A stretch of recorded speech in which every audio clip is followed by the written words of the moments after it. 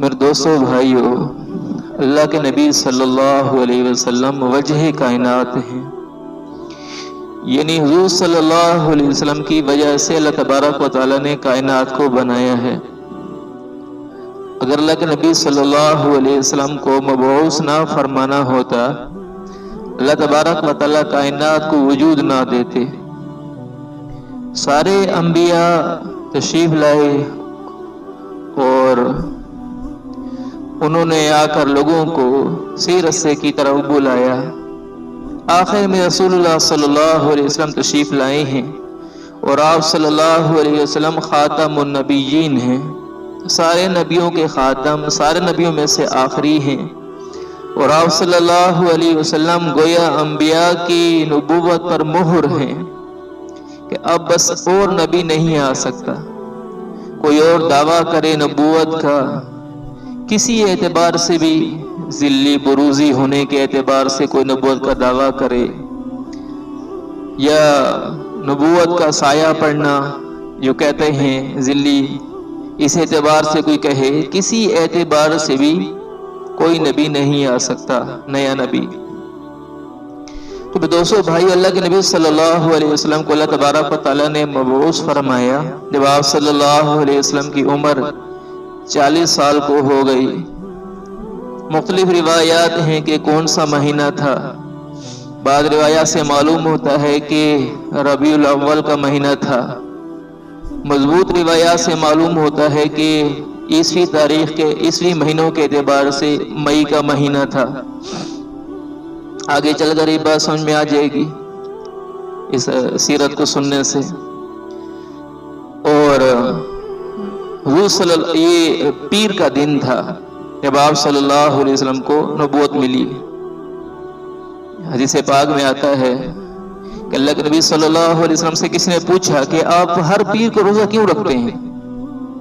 ہر پیر کو روزہ کیوں رکھتے ہیں؟ تو اللہ کے نبی صلی اللہ علیہ وسلم نے ارشاد فرمایا، اس لیے میں پیر کے دن روزہ رکھتا ہوں، ایک تو میں پیدا پیر کے دن ہوا ہوں، دوسری بات یہ ہے کہ پیر کے دن ہی میرے اوپر قرآن اترا ہے، یعنی قرآن اترنا شروع ہوا۔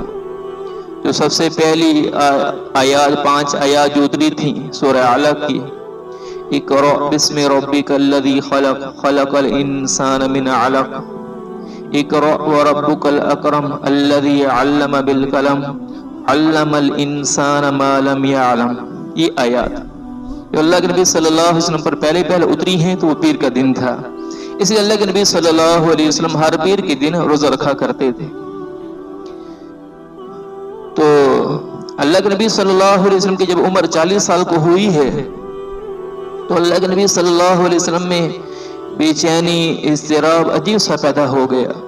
آپ صلی اللہ علیہ وسلم ویرانوں میں چلے جاتے تھے، بیابانوں میں چلے جاتے تھے، چلتے پھرتے رہتے تھے آپ صلی اللہ علیہ وسلم۔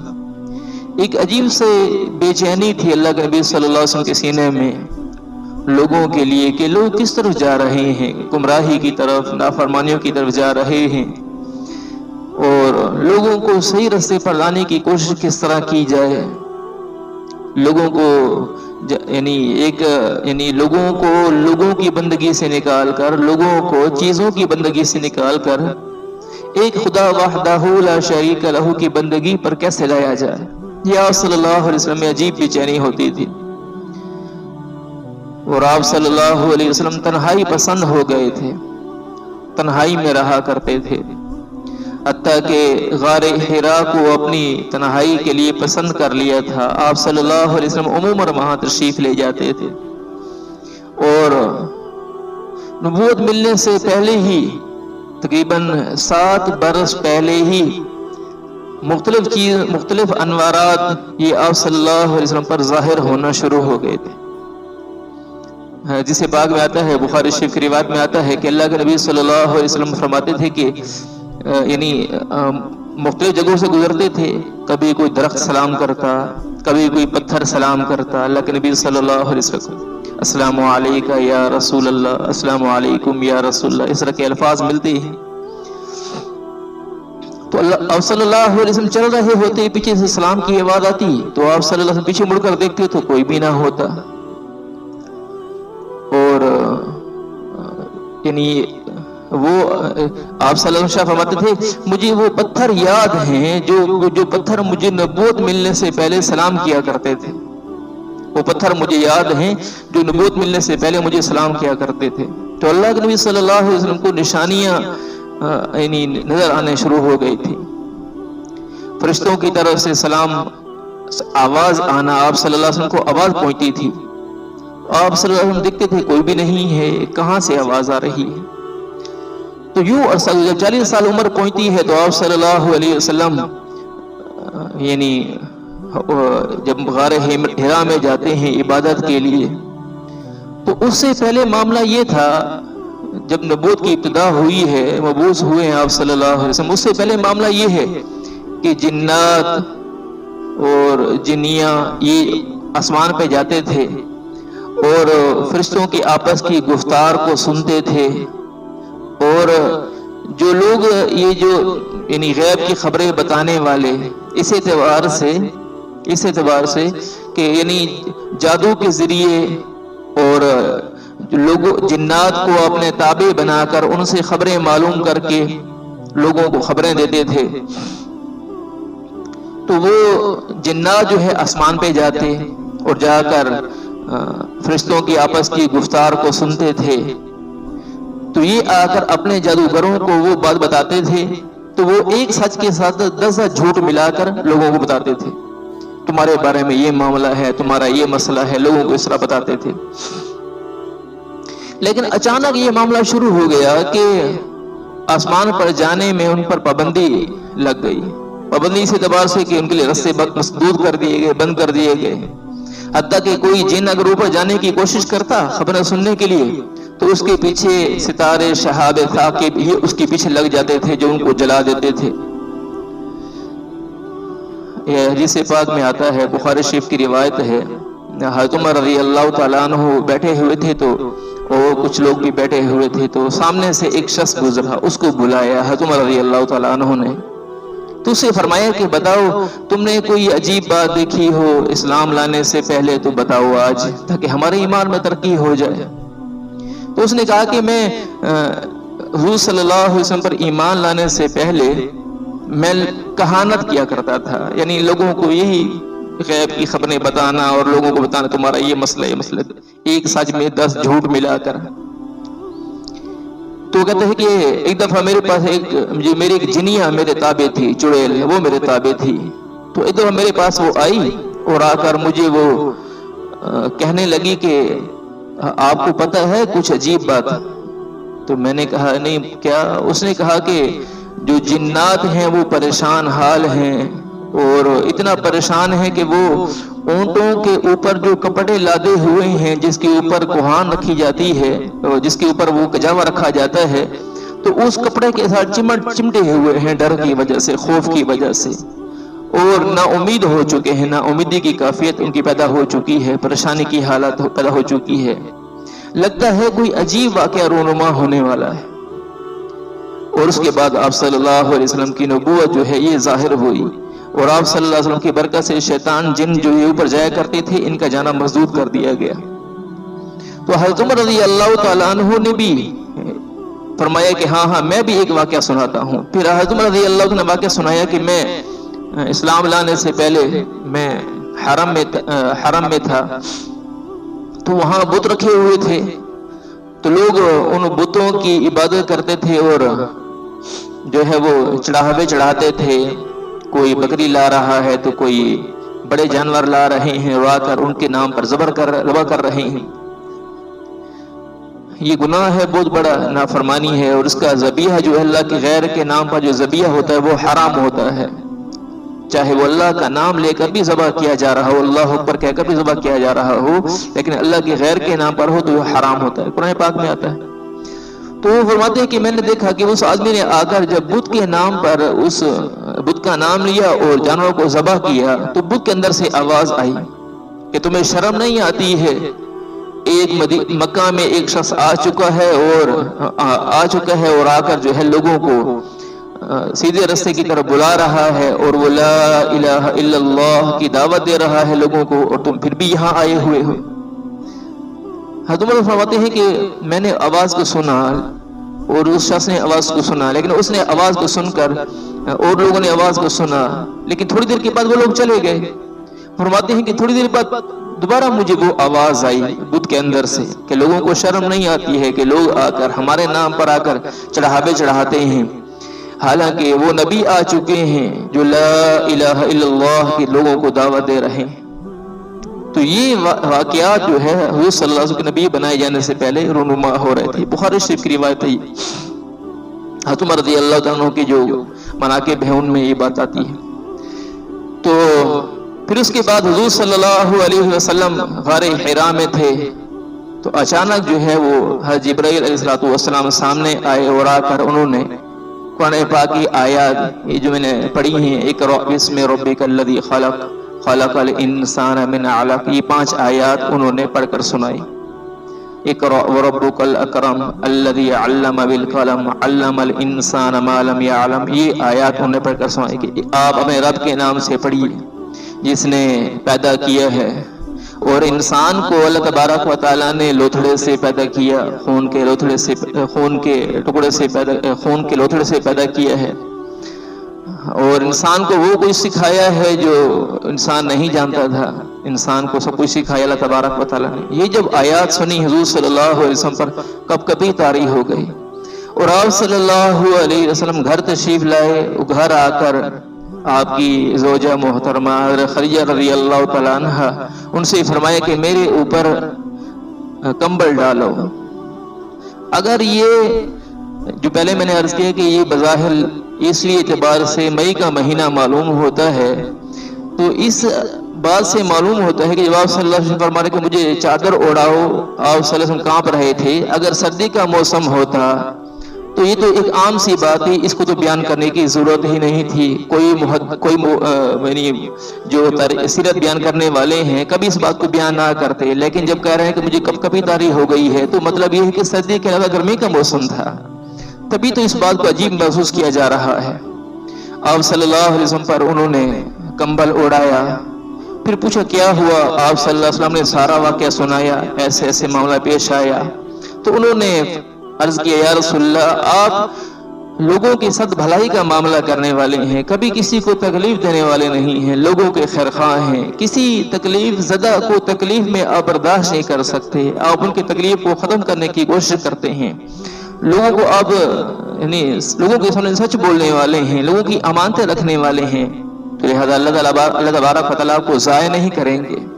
اور آپ صلی اللہ علیہ وسلم کو اپنے چچا زاد ان کے پاس لے کر گئے جو ورقہ ابن نوفل نام سے تھے، چچا زاد، جو پہلے انبیاء کی جو کتابیں اتری تھیں ان کا مطالعہ کیا کرتے تھے، ان کے پاس لے کر یہ بڑے بزرگ شخصیت تھے۔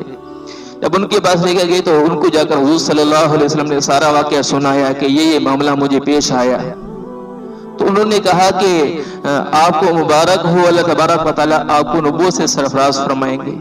ہم جو کتابوں میں ایک نبی کی پیشنگوئی پڑھتے رہتے ہیں ان کی یہ نشانیاں ہوں گی، تو وہ ساری نشانیاں آپ پر پوری نظر آتی ہیں، اللہ تبارک و تعالیٰ کو نبوت سے سرفراز فرمائیں گے آپ کو، اور اگر میں زندہ رہا اور آپ کو یہ نبوت جو ہے عطا کر دی گئی اور آپ کو اللہ تبارک و تعالیٰ لوگوں کو دعوت دینے کے بارے میں حکم شاید فرمائیں گے تو میں آپ کا ساتھ دوں گا اگر میں زندہ رہا۔ لیکن حضور صلی اللہ علیہ وسلم کے مکمل طور پر نبوت مل جانے کے بارے میں معلوم ہو جانے کے بعد جو ہے وہ اس سے پہلے انتقال فرما چکے تھے۔ تو آپ صلی اللہ علیہ وسلم کو جب یہ بات معلوم ہوئی تو آپ صلی اللہ علیہ وسلم کو بڑی خوشی محسوس ہوئی، اور آپ صلی اللہ علیہ وسلم آئندہ وحی کے انتظار میں رہے۔ لیکن بیچ میں کافی عرصہ ایسا گزرا کہ جس میں آپ صلی اللہ علیہ وسلم پر دوبارہ وحی نہیں آئی۔ آپ صلی اللہ علیہ وسلم بے چین ہوتے تھے، اور کبھی کبھی غائبانہ طور پر آپ صلی اللہ علیہ وسلم کو آواز آتی تھی کہ انت رسول اللہ، آپ اللہ کے رسول ہیں۔ جب یہ آواز آتی تھی تو آپ صلی اللہ علیہ وسلم کو تسلی ہو جاتی تھی اور آپ جو ہے خوش ہو جاتے تھے، اور وہ بے چینی کی کیفیت میں کمی آ جایا کرتی تھی۔ لیکن بیچ میں عرصہ دراز گزرا، پھر اس کے بعد دوبارہ آیات اتری، یا ایھا المدثر قم فانذر وربک فکبر، یہ آیات آپ صلی اللہ علیہ وسلم پر اتری۔ تو سورہ مدثر کی جب یہ آیات اتری ہیں یا ایھا المدثر، جس کا معنی ہے کہ جس کو عربی محاورے میں معنی یوں بیان کیا جاتا ہے کہ اے گھونسلا بنانے والے، قم فانذر، آپ کھڑے ہو جائیے اور آپ لوگوں کو جا کر جو ہے وہ اللہ تبارک و تعالیٰ سے ڈرائیے لوگوں کو۔ انذر، اس ڈرانے کو کہا جاتا ہے جس کے اندر شفقت غالب ہو۔ یہ خوف اور انذار میں فرق ہے، خوف دلانا اور چیز ہے کہ اس کے اندر شفقت نہیں ہوتی ہے، لیکن انذار ایک ایسا ڈرانا ہوتا ہے جس کے اندر شفقت غالب ہوتی ہے۔ یعنی آپ صلی اللہ علیہ وسلم کو اللہ تبارک و تعالیٰ حکم دے رہے ہیں کہ آپ کے دل میں جو شفقت غالب ہے لوگوں کے بارے میں، اس شفقت کو ملحوظ رکھتے ہوئے لوگوں کو جا کر اللہ تبارک و تعالیٰ کا خوف دلائیے، تاکہ لوگ اللہ تبارک و تعالیٰ کی نافرمانی چھوڑ دیں اور شرک کو چھوڑ دیں، اللہ تبارک و تعالیٰ کے سامنے جھکنے والے بن جائیں۔ وَرَبَّكَ فَكَبِّرْ، اور اپنے رب کی بڑائی بیان کیجیے۔ تو آپ صلی اللہ علیہ وسلم نے لوگوں میں پھر کر اب آپ صلی اللہ علیہ وسلم نے دعوت دینا شروع کی۔ سب سے پہلے اپنے گھر سے ابتدا کیا آپ صلی اللہ علیہ وسلم نے، اپنی بیوی حضرت خدیجہ رضی اللہ تعالیٰ عنہا، ان کو آپ صلی اللہ علیہ وسلم نے دعوت دی، وہ مسلمان ہوئیں۔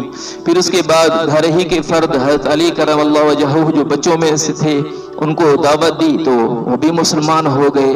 پھر اس کے بعد آپ صلی اللہ علیہ وسلم نے گھر کے اپنے غلام حضرت زید رضی اللہ تعالیٰ عنہ ان کو دعوت دی، وہ بھی مسلمان ہو گئے۔ یہ تینوں گھر کے افراد تھے، یہ تینوں اسلام لے کے آئے۔ پھر اس کے بعد آپ صلی اللہ علیہ وسلم نے گھر سے باہر کے افراد کو دعوت دی تو حضرت بکر صدیق رضی اللہ تعالیٰ عنہ سب سے پہلے اسلام لانے والے بنے بڑوں میں سے۔ پھر آپ صلی اللہ علیہ وسلم کی یہ دعوت چپکے چپکے شروع ہوئی، یہ کھلم کھلا نہیں تھی، حتیٰ کہ قریبی ترین لوگ بہت سارے ایسے تھے جن کو اس دعوت کے بارے میں معلوم نہیں تھا۔